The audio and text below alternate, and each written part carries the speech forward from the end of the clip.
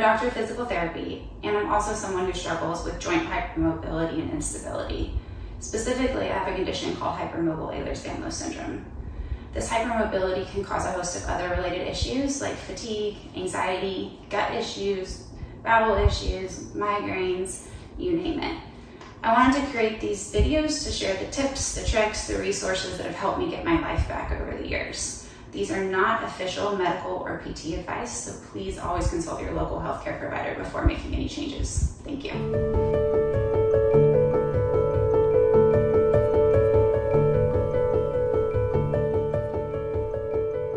Hi everyone. So in this series, I'm going to cover 5 key exercises that I think anyone struggling with EDS, joint hypermobility, dysautonomia, fatigue, anxiety should try to incorporate into their everyday routine.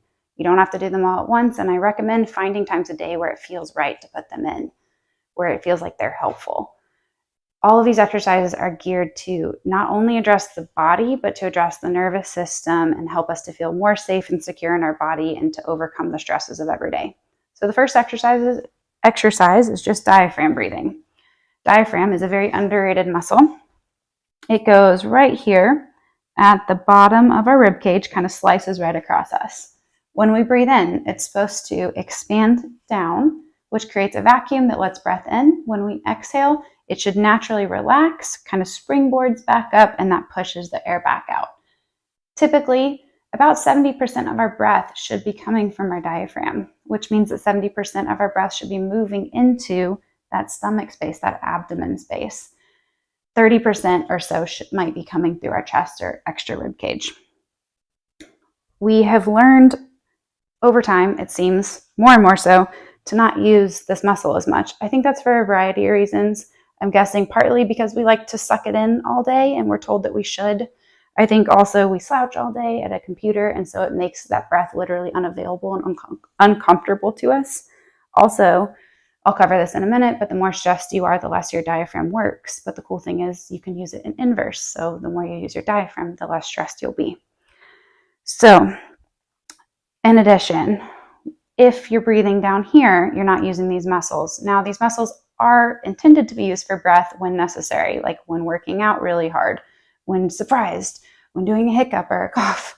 But if you're using them all the time, it can lead to really chronic, awful neck and shoulder pain. I feel like this is actually one of the huge causes of neck and shoulder pain that we don't even realize. So doing these exercises every day, I'm hopeful that you'll notice a really big difference over time with this neck and shoulder tension. So from a nervous system perspective, the diaphragm is also important. It's controlled by what's called your vagus nerve. You'll hear me talk about this nerve a lot. It's the longest, and I would probably say the most important nerve in your body. It goes from your brain stem and kind of winds under your ears in front of your neck, and then it divides and spreads to our diaphragm. It controls the motor function of our diaphragm, but also it controls almost all of our organs. So it's often referred to as the rest and digest nerve, or the driver of our parasympathetic nervous system, which is our rest and digest state. So it's going to decrease your heart rate when it's more active, decrease your breath rate. It's going to increase your digestion, your stomach emptying for any that might struggle with something called gastroparesis, or your peristalsis if you struggle with constipation. It's going to increase digestive enzymes if you struggle with bloating. It's not always going to be miraculous, instantaneous, but a lot of times I think people's chronic digestive issues are actually tied to the nerve that controls your gut. So if you're not using your diaphragm as much, because we're breathing up here, because we're stressed, because we have the wrong posture, it actually works. It decreases the overall vagal tone, the vagal activity, which can then decrease the amount of signal being sent to your organs and to your heart and to your lungs. A lot of us also might have issues with the racing heart rate.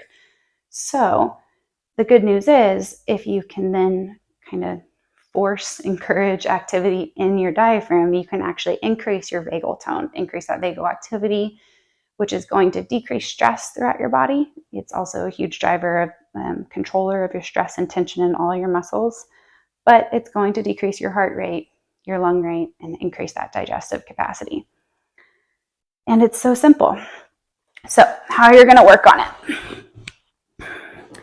At first, I recommend lying on a firm surface and Bring one hand to your stomach, lower stomach, and one hand to your chest. So as I breathe in, I'm going to try to send my breath down. This is not an active forced exercise. It's more of a mind trick, more of a mind exercise and a motor control exercise. So sending my breath down. This hand should be moving, this hand shouldn't. Now, I really don't like to call it belly breathing, and you might hear that sometimes because that makes people think of just expanding the belly up. Really, it should be this three-dimensional, your whole core and abdomen should be expanding with the breath.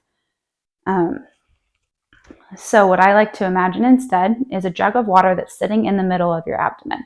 So the bottom of the jug is down here, the top of the jug is up here.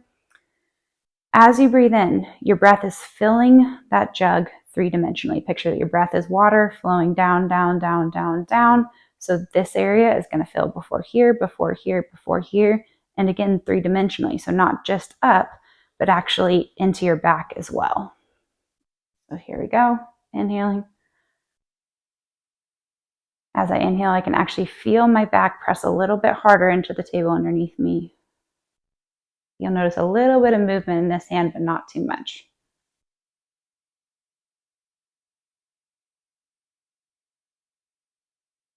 You can actually try lacing your hand under your back as well if you need that feedback to see if you can feel if you're breathing into your back as well. Once you get more comfortable with just the motion alone, I'd like you to try to add in a certain breath pattern that can actually increase the amount that the breath can help regulate the nervous system. They've shown in research studies that this particular pattern is the most effective for most people. Everyone's body's different, but this one helps the most amount of people to help regulate their nervous system. So what you're going to do is you're going to inhale for 4, hold that inhale for 6 seconds, and then exhale for 8 seconds. Basically, you always want your exhale to be longer when you're working on calming down the nervous system. So I'm going to inhale for 4, hold for 6, 2, 3, 4, 5, 6, and exhale for 8.